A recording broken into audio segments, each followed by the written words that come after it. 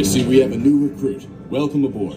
Right now you are sitting just a few meters away from the U-505, a Type 9C U-boat, one of the deadliest warships in history. In a moment, you will step into the shoes of the forward dive plainsman, the crewman responsible for controlling the depth of the boat. But first, you'll need a little basic training.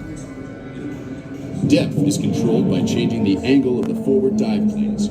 This diverts the flow of water, making the boat go up or down. You know the current angle of the dive planes by looking here at the dive planes angle indicator. You can tell our current depth by looking here at the depth gauge. Your orders will tell you what depth to take us to and what angle to set the dive planes. Press the left button to take the boat up and the right button to take us down. When approaching that depth, you must level off by angling the dive planes back to 0 degrees. Let's see how you do. Go to depth 20 meters, 15 degrees dive.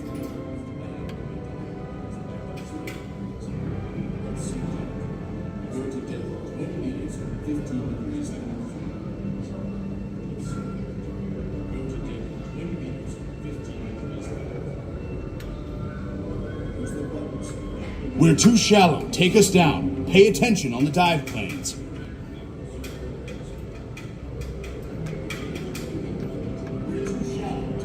Okay, but once we put you in this position, you'll have to do a bit better. When the captain gives the order silent running, you must stop using the buttons and use the wheel control instead. Turn it left to take us up. Turn it right to take us down. When approaching your depth, you must level off. Let's try it. Go to depth 30 meters, 15 degrees dive.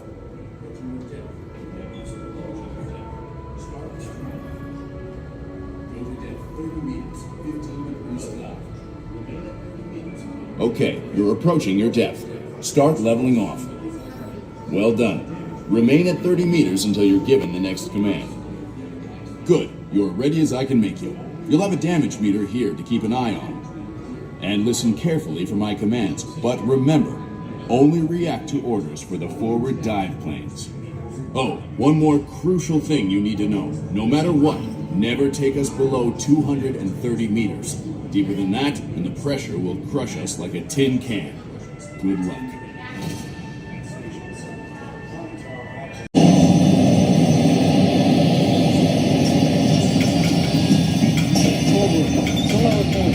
Single sky bearing 180 degrees true. Quickly to 80 meters.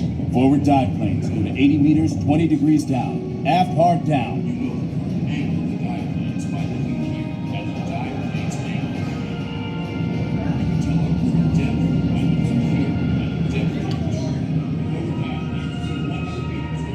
You're too deep, plainsman. Take us up.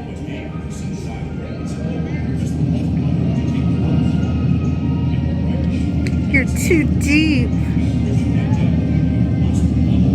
Excellent. You have the makings of a fine submariner.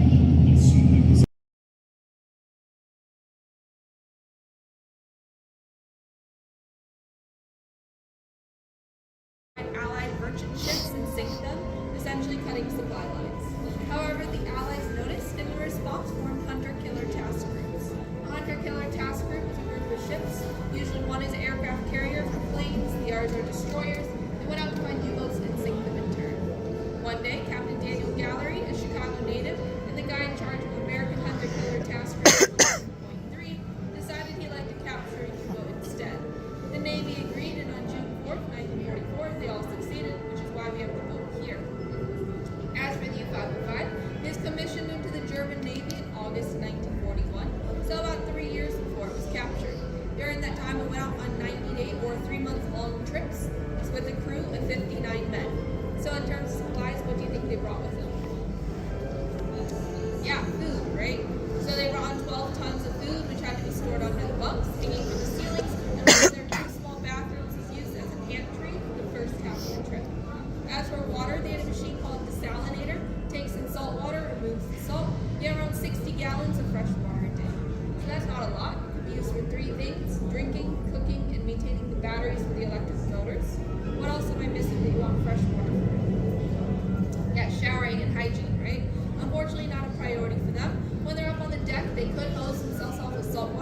just not the same. The lack of laundry is also a pain because they can only pack one uniform and two pairs of shirts and old trip.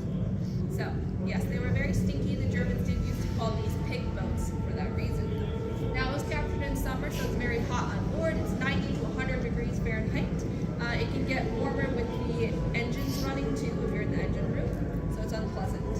A few house rules. Please watch your head, watch your feet. There are some low ceilings, uneven flooring. Also, please hold on to all your small belongings. Anything lost on the boat is sadly gone forever. We can't guarantee you'll find your stuff again. Powerful sound effects simulate gunfire, explosions, bells, whatever. Like a movie, but without the visuals and nowhere near as loud.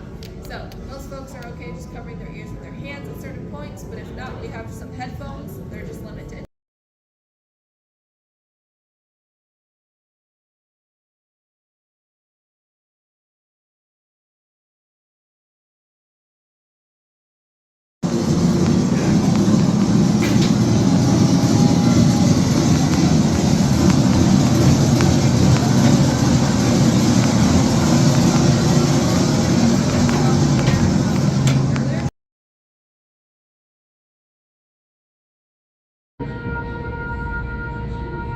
Cool.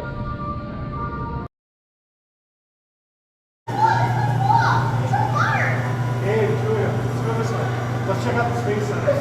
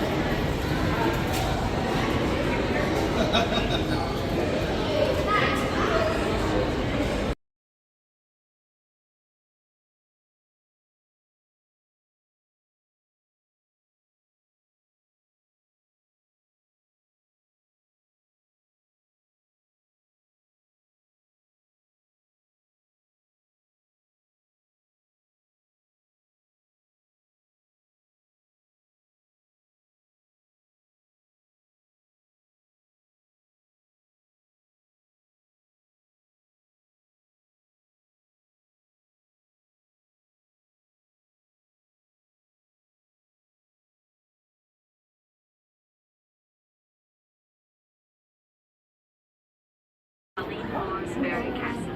Come along on a trip to Fairyland. In order to go on this trip, you have to pretend that you are only 5 inches tall so that you can walk through the rooms. Let's begin in the Magic Garden. Look for the weeping willow tree standing by the pool. It's the only weeping willow tree in the world that lives up to its name. Look closely and you will see that it is crying real tears which fall into the pool. Now, see the cradle that sits on the rocking tree? It is made of gold and pearls and, of course, is the rock-by baby cradle. Above, the 3 arches are representations of the stories from Aesop's fables. To the left on the wall of the garden, in bas-relief, is the story of the Wizard of Oz. Over the arched doorway, going into the great hall, is Aladdin with a genie coming out of his lamp and Aladdin's servant. The silver coach? Well, of course, you know that it is waiting for Cinderella to take her to the ball. Painted on the balcony is the story of Don Quixote.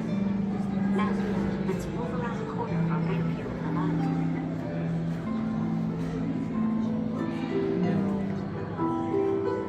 That was one I just never started watching. I knew I'd like it, but You are now standing in front of the library.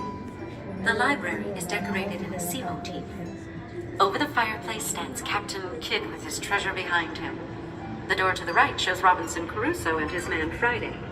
Above the other door is Gulliver, pulling the Lilliputian ships through the gates of the city. The furniture is made of verdigris copper. Seahorses and sea snails hold the shell-like furniture, which is made for fairy folk who like to read in different positions. The chair that is turned up in front is made for a little elf who likes to read with his feet in the air. There are over 100 real books, many handwritten by some of the most prominent authors of the 20th century. These are first and only editions. On the reading stand is a dictionary. This was given to Colleen Moore by her father when she was only 5 years old, and is what started her whole collection of books. There are a lot of other printed books in the library, many of them over 150 years old. Now we pass on to the room above the small hall. This is the cave of Ali Baba and the 40 Thieves. The treasure is reached by a trap door, which opens only if you say the magic word. Now let's move along into the chapel. Be very quiet and you can hear the music. It's coming from that little organ. To the right of the organ is the vigil light. In the top is a very large diamond, which was originally in Colleen Moore's mother's engagement ring. That's what it was. The diamond's final resting place in the fairy castle is Colleen's tribute to the memory of her mother. The silver throne you see is a copy of the famous English throne in Westminster Abbey. The statue on the pedestal to the right in front is a bust of Pope Pius IX, and on the bottom is the seal of the Vatican. To the left, on the prayer bench in front of the altar, is a small Bible printed in 1840. It is the smallest Bible in the world and is printed with real type. On the prayer bench is a small book depicting the lives of the saints, illustrated with prints. Now follow me around the corner to look at the Great Hall, the largest weighing more than 150,000 pounds. There are many things in this.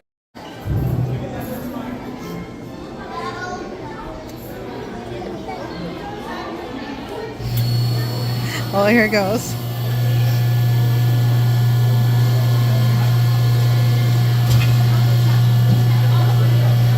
This is better than magnets.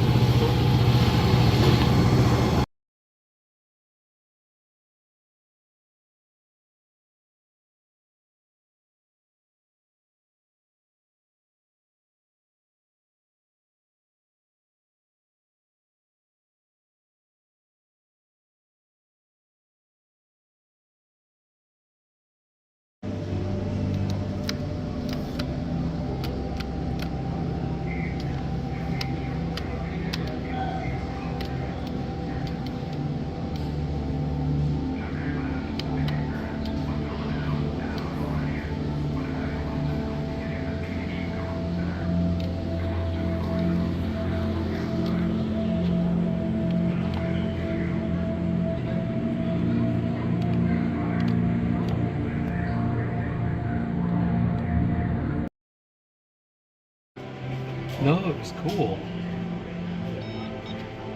Oh, yeah. Authorizing